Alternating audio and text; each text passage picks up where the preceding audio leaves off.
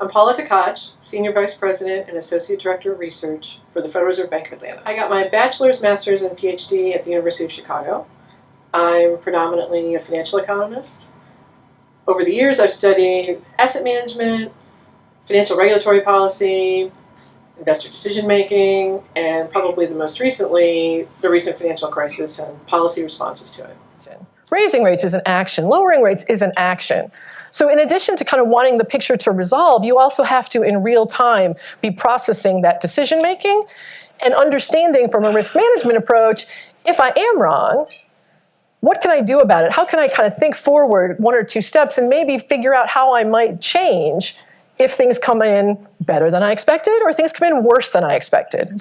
Instead, oftentimes, we wait for that picture to come into focus a little bit more, right?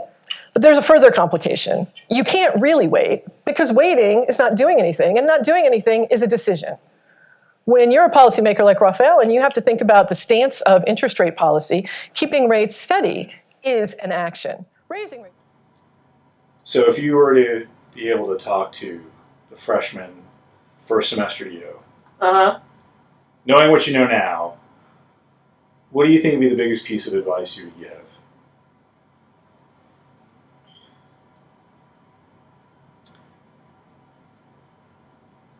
I think I would tell them, well, one, economics is way more interesting than you think it is.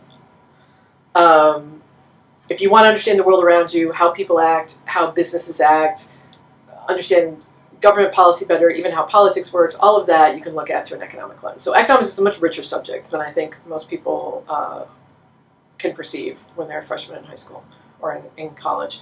But I think the bigger piece of personal advice would be to take risks and to not attempt to lock down a future, to be open.